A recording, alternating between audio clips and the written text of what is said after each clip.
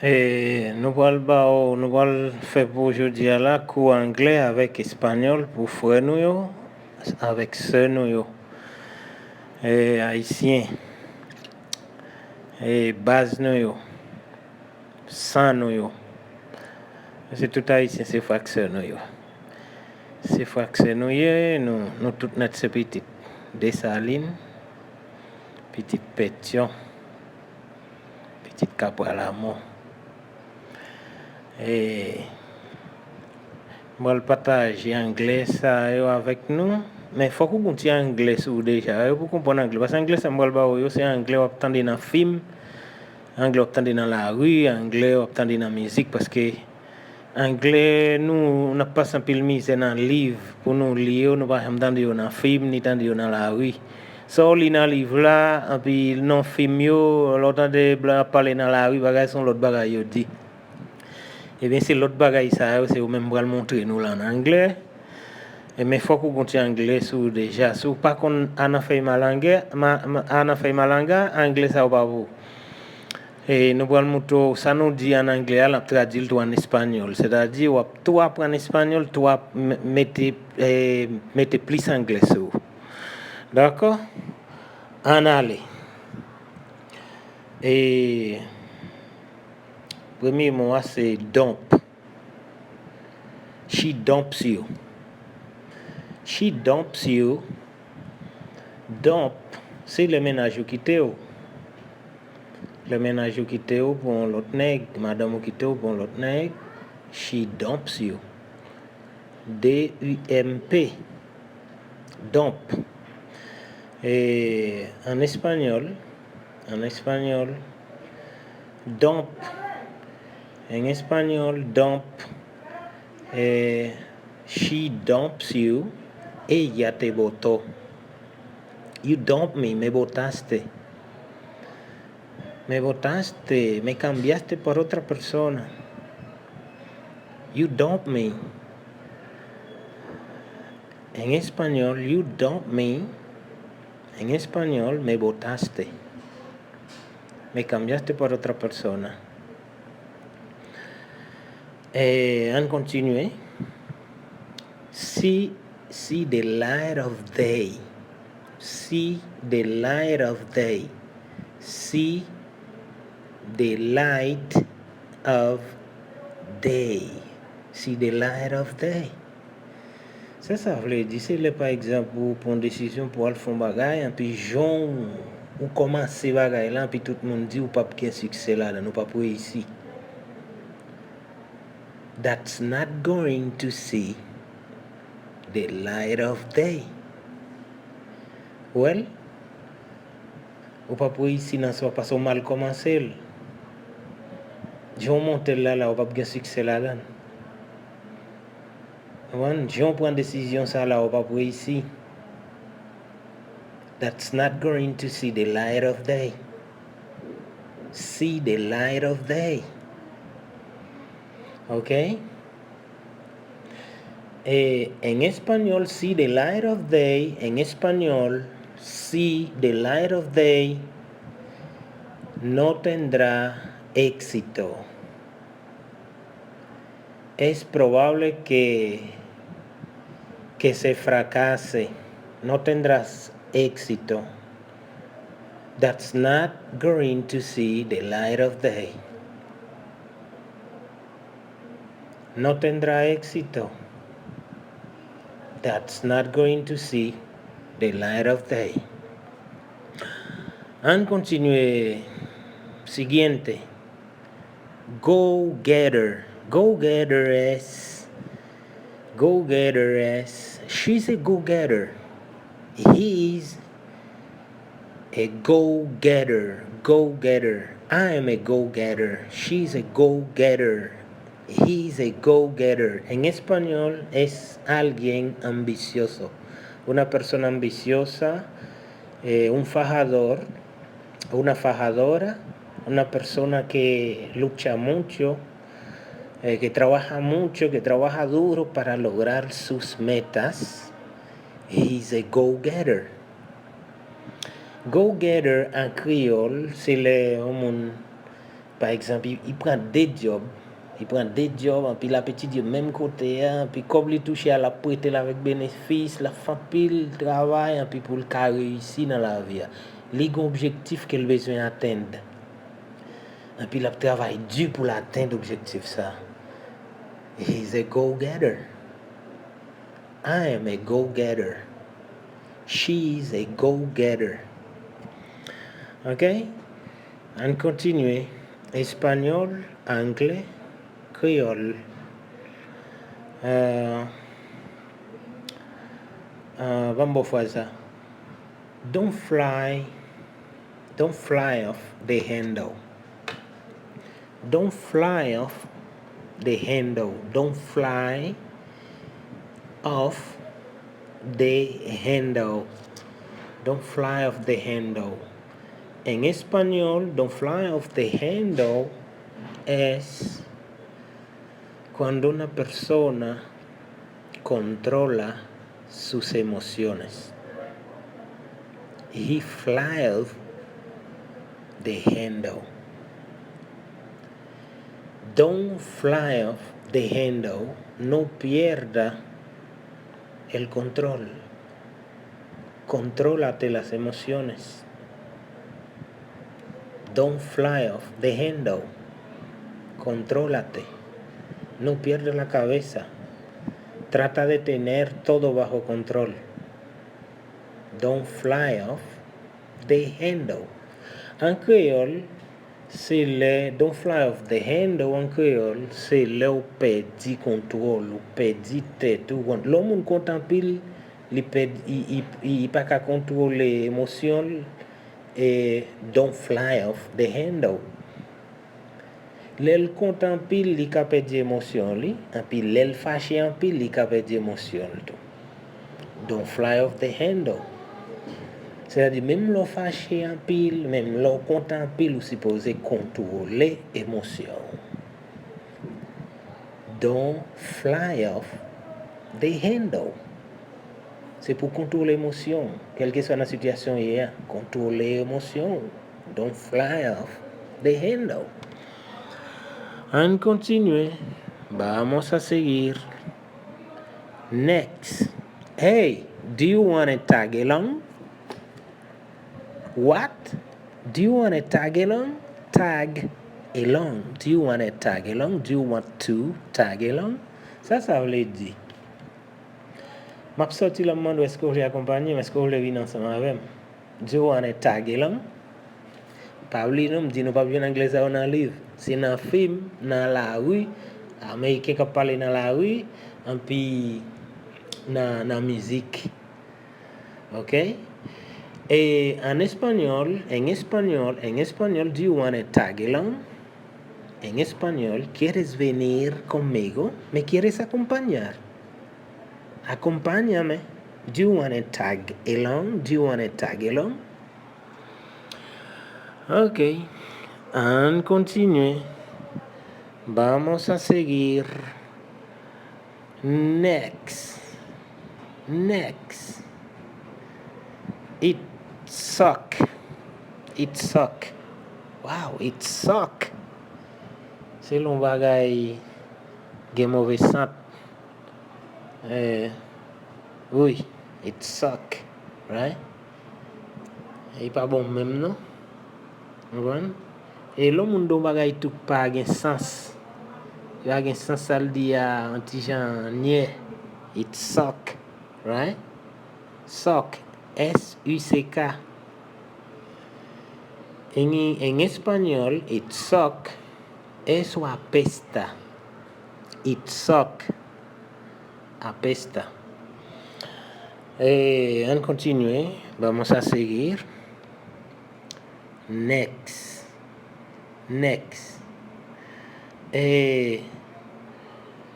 Relax, calm down, simmer down, cool it. C'est quatre synonymes qui signifient même bagay. Si vous voulez dire relax, vous dites calm down. Calm down. Le monde n'a fâché le lever. Il voulait ravager. Il dit calm down. relax. Biyon ka dil tou, simmer down. Simmer down. Would you please cool it? Cool it? C'est so di relax, biyon di calm down, ou biyon di simmer down, ou biyon di cool it. Tout signifie même bagay. En espagnol, son cuatro sinónimos que significan una sola cosa. Por ejemplo, cálmate, relájate, cógelo suave. Cógelo suave, cálmate, relájate. En inglés, relax, calm down, simmer down, o cool it. Cool it, simmer down, calm down, relax. ¿Ok? Son sinónimos. Relájate, cálmate o cógelo suave. And continue. Wow, this place is neat. Neat, N-E-A-T. This place is neat. Se lo rive la kay yon moun wè kay sa bi organize, tout bagay bien bel, tout bagay bien propre, wè tout bagay nan plas yo. This place is neat. En español, this place is neat. En español, ese lugar es fantástico, es maravilloso, es genial. This place is neat. Neat, N-E-A-T. Neat. This place is neat. Et encore, lui utiliser le tout non zone, non zone ou pas fatra, un pile fatra, ou pas fatra l'un sous l'autre, ou pas un pile monde l'un sous l'autre, ou zone organisée, ou tout bagay propre, pile pied bois, bel vent, bel bagay. This place is neat. Neat, right? Okay, and continue. Peg out es cuando una persona come mucho y rápido, con una desesperación. You peg out. Take it easy, man. You peg out. O sea, esa persona viene de la calle con una hambre y empieza a comer rápido y mucho. You peg out. Peg peg es como cerdo, right? En creole, you peg out, en creole, c'est là où vous sautez dans la rue, il fait la caille, un grand goût, commence à manger en pile rapide. You peg out, man, take it easy. Si tellement manger en pile, ou prend un paquet de bain, manger puis rapide là-dedans, plein bouche ouverte. You peg out, man. That's what the hell is going on. Okay, and continue. Kickback en español, cuando una persona te visita, tú le dices, ponte cómodo. Kick back. Hey, kick back. Póngase cómodo y relájate. En créole, kick back, si l'homme visite il vient la caillou, dit mets-toi à l'aise, non comme si il dirait la caillou.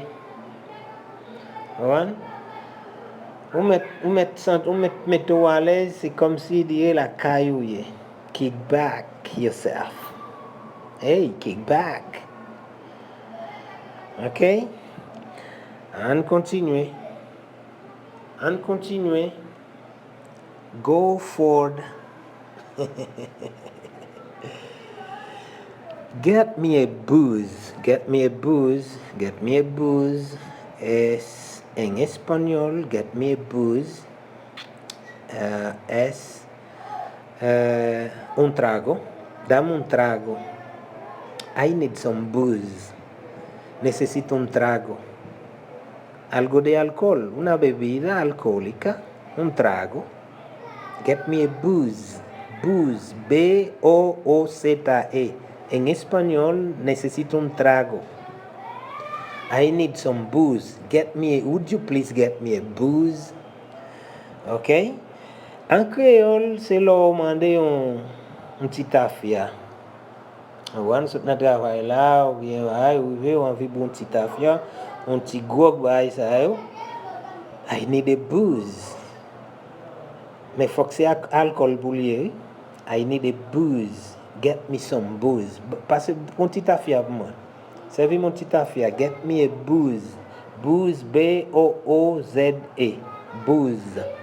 Pa oublier anglais, ça veut dire nous pas besoin de un livre. C'est dans film n'a pour eux, n'a tande eux dans la rue, n'a parler avec américain dans la rue, n'a tande eux dire et puis dans musique. D'accord? Brew. Brew. I need a brew. De pourtant des blancs disent ça dans film, ou bien dans musique, ou bien dans la rue, c'est il demande on bière, il demande I need a brew. B-L-E W. B-L-A-W. I need a brew, man. Get me a brew. Besoin bière, ba mon bière. A brew. En español, a brew es una cerveza, una fría. Get me a brew. Pasame una cerveza, dame una fría. Get me a brew. I need a brew. Necesito una cerveza. A brew. B-R-E-W.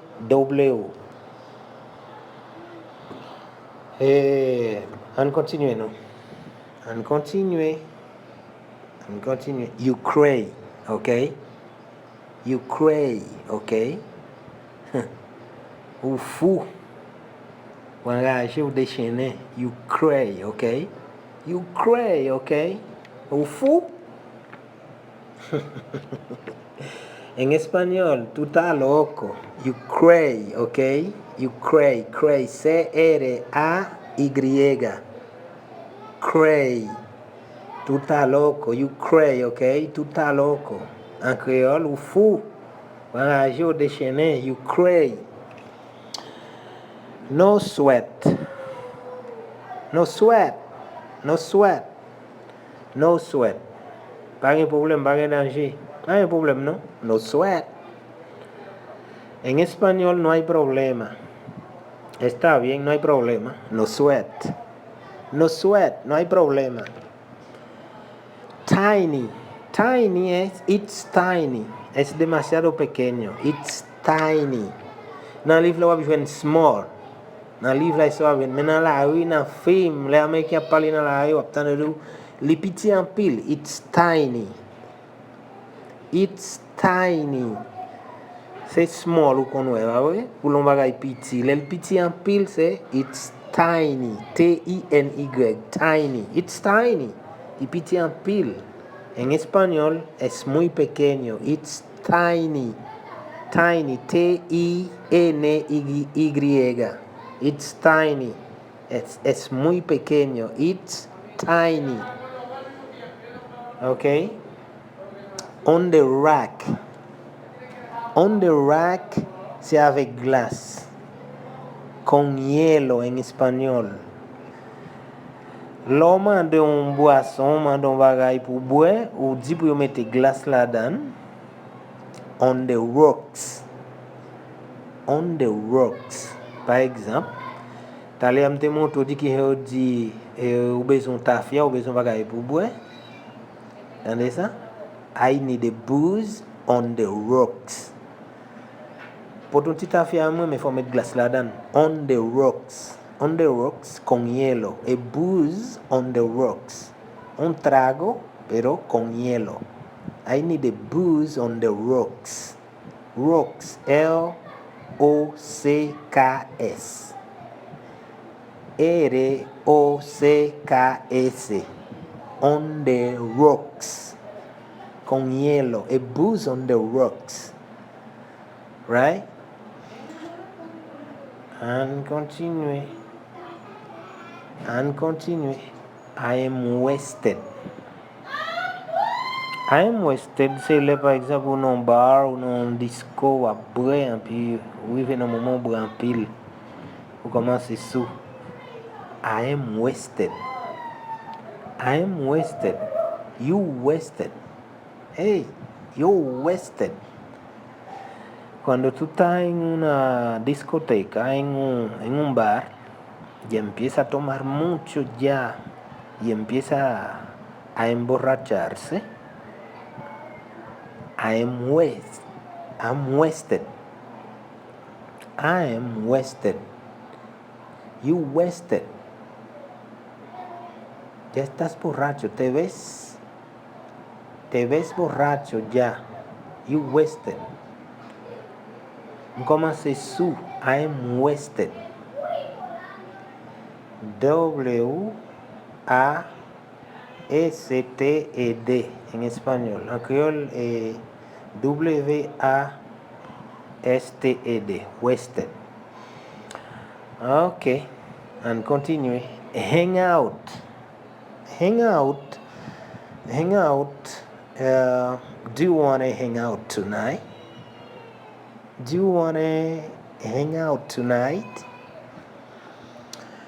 Est-ce que tu as aimé passer un petit moment ensemble avec moi à soir?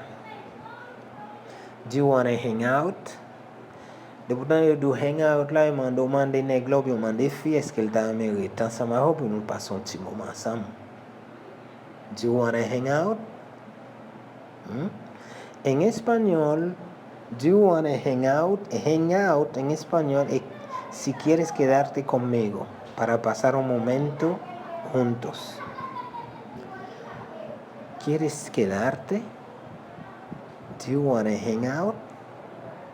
¿Quieres venir para que pasemos un momento juntos? Do you want to hang out? Hang out. Do you want to hang out? ¿Quieres quedarte conmigo?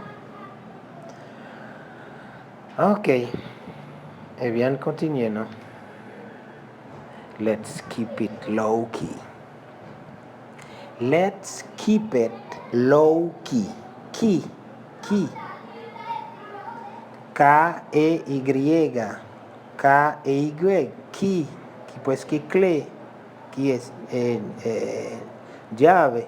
Key. Me sano son los bagales. Es otra cosa.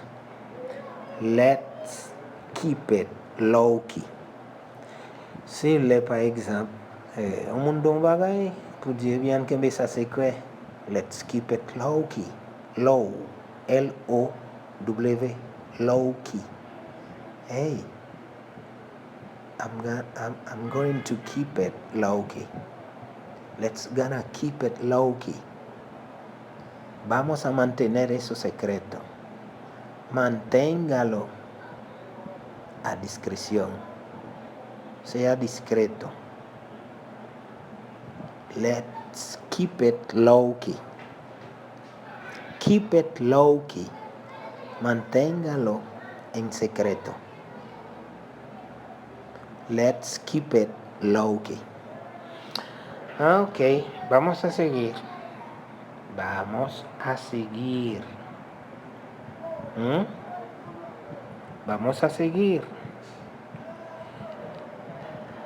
That was an epic fail.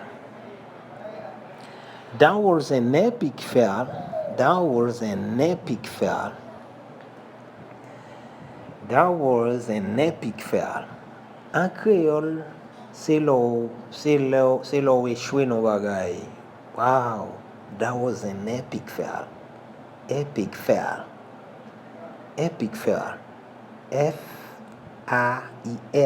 fail. That was an epic fail. En español, fue un fracaso total. That was an epic fail. Ok, no campé là.